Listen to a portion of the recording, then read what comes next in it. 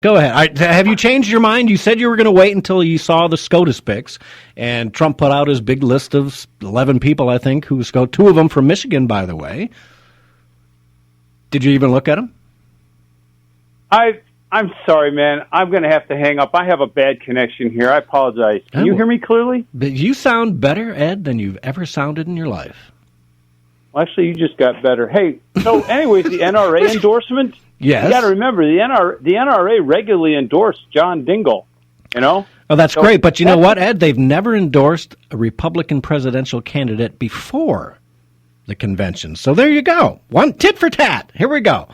Hey, well, you know what? John Dingell, yes, but John Dingell was good on the Second Amendment. You got to be honest there. He never did anything to hurt gun rights. I will say that about John Dingell because I grew up in a community that was represented by him. And it wasn't until I got older and started understanding, you know, some of his other social issues that were bad. But John Dingell was pretty strong on the Second Amendment. Well, that's why they endorsed him. Yeah, I have no problem with that. I mean, if that's your single issue, then that's fine. That's not my single issue. Okay, what is your issue, Ed? Tell me. Actually, you know what? I don't want to argue with you. You know, all I'm saying is that... That's what you called, Ed. You're supposed to argue with me. No, it's not why I called. I called to say hi. That's why I called. Well, doggone it, Ed. It's always good to hear from you. I know we banter like this all the time on Facebook. But we've got till November. One thing I'd say to Jenny and anybody else who's listening, and it's kind of a response to Jenny, and it's not a shot at Jenny. Don't take me wrong, Jenny, but we have until November to make a vote. So I don't have to endorse anybody right now. Yeah, absolutely. I don't know what's going to happen till November. So if I'm not comfortable with Trump, I'll wait and see what happens. And come November, I'll probably pull the lever for Trump rather than Hillary. Yeah, you know? And I don't think anybody is pushing you, Ed, to jump on the bandwagon right now. I'd love to see you jump on the bandwagon. But you know what? Be surprised. He's got plenty. You're on Facebook. Yeah, there's plenty of time for people to get comfortable, and I think Trump will actually do that. I think you're seeing between those SCOTUS picks, which were even Charles Krauthammer, one of his biggest critics. In fact, one of the people he picked was a guy in Texas, a judge in Texas, who said all kinds of nasty things on social media about Donald Trump, and yet Trump looked past that and said that guy, or his advisor said that guy's a good pick. Let's put him on the list. And so I think that's what you're going to see when I think Trump's a businessman. He's not going to take all this stuff personally. He's going to pick the best people for the job, and that's what I think we need to do as voters. You don't have to particularly like a person. You need to pick the person who's going to do the job. You may not like him. But if he's going to do the job and get those issues that are what I consider survival issues, that's why I'm with Trump. I know he's not perfect. I know I don't agree with him on everything, and I know he's not the most conservative guy out there. But, you know, on the issues that I like, I'm comfortable. I've made my decision, I think, as you know, and I hope and feel that between now and November, you two will probably feel that way because you're a common sense guy. Well, and thank you. I appreciate that, and so are you, and that's why we can talk. As far as the one thing that's occurred to me, and I mentioned it to Linda on her show a couple weeks ago, was the whole thing about Ryan and Ryan wanting to talk to Trump and not jumping on the bandwagon and endorsing him. And I think Trump should have recognized a negotiation when he saw one, and maybe he did. Oh, he did. But the thing is, Ryan, like myself, is saying, "Sell me." And if you hold out, like I'm doing, and I don't think Trump's waiting for my vote in particular, but he's waiting for votes of people like me. So, or maybe he's not. I don't know. Yeah, I'm sure he is. You know, the difference. Get us to buy in. Yeah. Give us the SCOTUS picks like he did. Now let's move on to a couple other things. Yep. You said some other things. What are those? And we have a process that we can go through, and it's a negotiating tactic on the behalf of us holdouts. Like I said, I'm not a never Trump. I'm not Trump now. Right. Yeah, I think that's the way it is. In between Ryan though and Trump, I think there are some issues that they're not going to meet because Ryan's for TPP, which will offshore jobs and our manufacturing capability. And I think a lot of Republicans are jumping on that TPP thing the same way. Trump's not for that. And that's why he's getting Democratic and blue collar guys coming in because you know what? They want to keep jobs and manufacturing here. For our own survival, we need to keep manufacturing capabilities, heavy industry here in the United States of America. We can't be offshoring that. You're not going to call China to give you a tank when you're at war with China.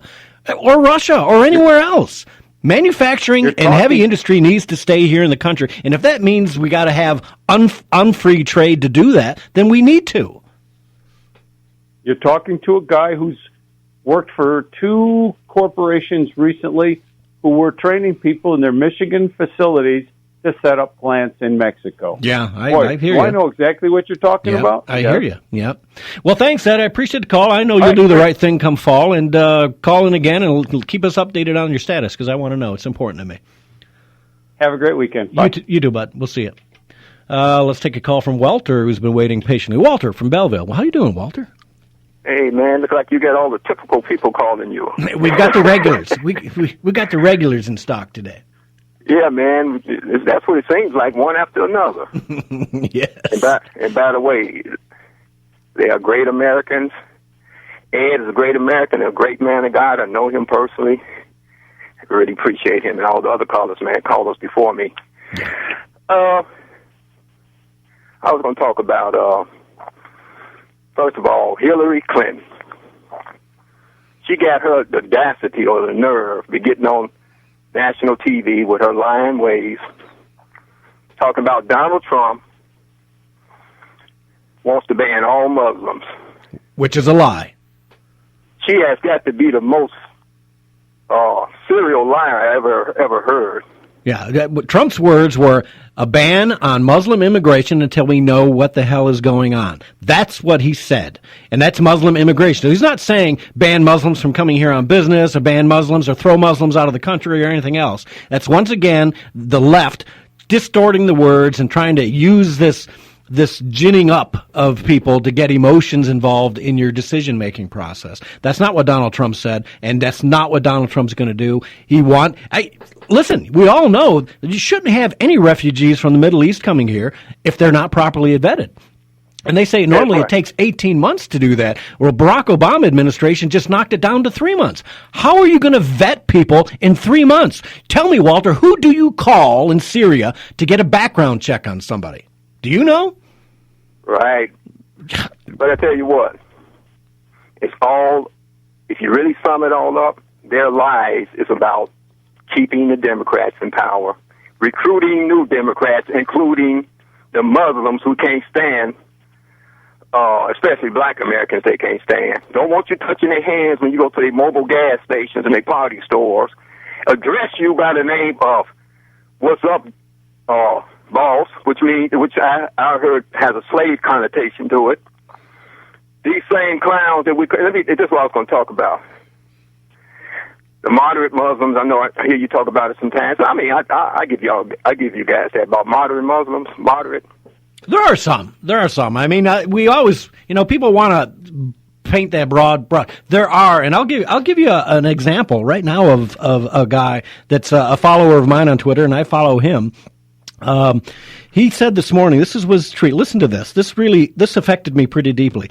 He said, as a Muslim, I will stand with the Christians at the battlefield. I want no part of Sharia law. I'll let my Lord decide my fate hereafter. That's a guy who loves America, doesn't believe in Sharia, doesn't believe in putting his religion over his love of America. And that's, for me, pretty incredible that there are, and I'm sure he's not the only one. You know what I mean? I think he's the exception to the rule, and the rule I'm talking about is, I was looking at maybe ABN, where these are former Muslims that become Christians. They tell it like it is. If you talk to one of those guys that was a radical Muslim that's converted to Christianity, they will tell you flat out, do not let not one Muslim join the military. They know them better than we do. They know them doctrinally and everything else philosophically. And also, have you heard this? If you ask the same moderate Muslims, even the nice Muslims in this country, Dearborn and Stan and the rest of the places, ask them, are they moderate? Yeah, someone probably tell you, lied through their rotten teeth and say they are. But those same ones, you ask the same so-called moderate Muslims, what do they do? Israel need to be annihilated. I could have sworn I heard this ex-Muslim said that 100% of them in unison said, yes, they need to be annihilated, including the nice Muslims, the moderate ones. And if you stand that way against Israel, you're lying through your teeth talking about you're a moderate Muslim here in America.